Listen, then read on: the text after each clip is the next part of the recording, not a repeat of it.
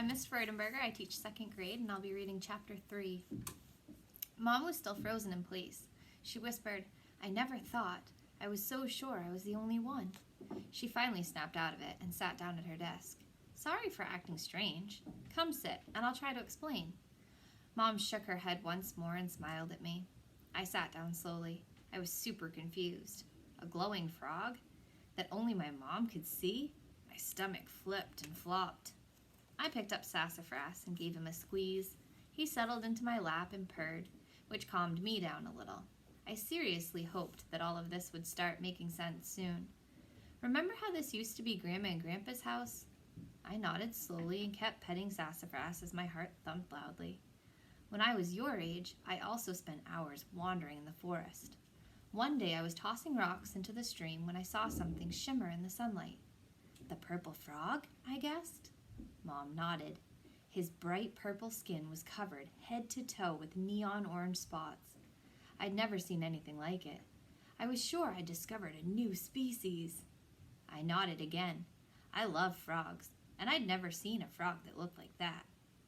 The poor thing was crumpled on the ground, barely breathing.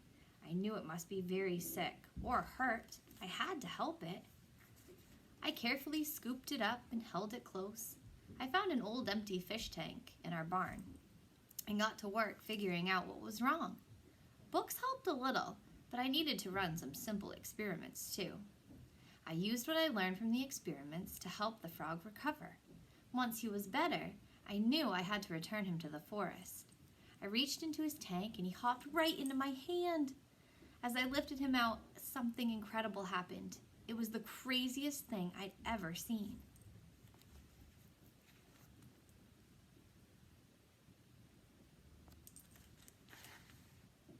I could tell my mom was about to say something big. My mom is a scientist, so she sees crazy things all the time.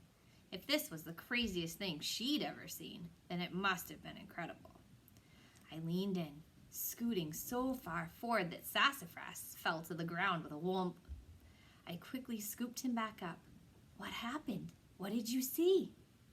The frog looked me in the eye, smiled, and said thank you. I clapped my hand over my mouth.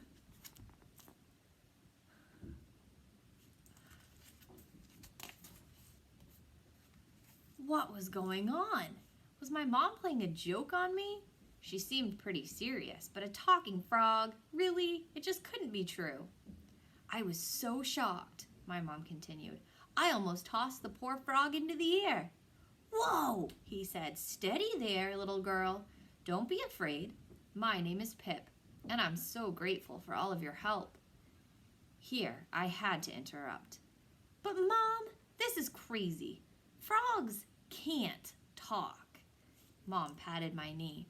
That's what I thought at first, too. But the frog kept on talking. I wasn't dreaming. I wasn't imagining things.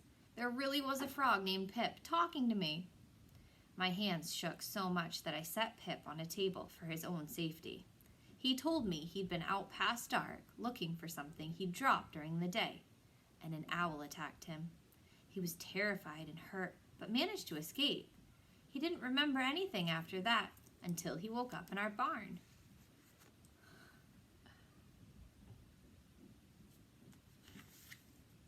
Once I recovered from the shock of it all, Pip told me that there are lots of magical animals in our forests. Humans can't usually see them. He asked if I'd help others like him who were hurt or sick. I agreed, of course. Pip spread the word about me and the barn after he left, and I've been helping the magical animals of our forest ever since. A big smile spread across my face. This was incredible. The only thing I might love more than science is magic. And my mom was telling me there was magic right here in our own backyard.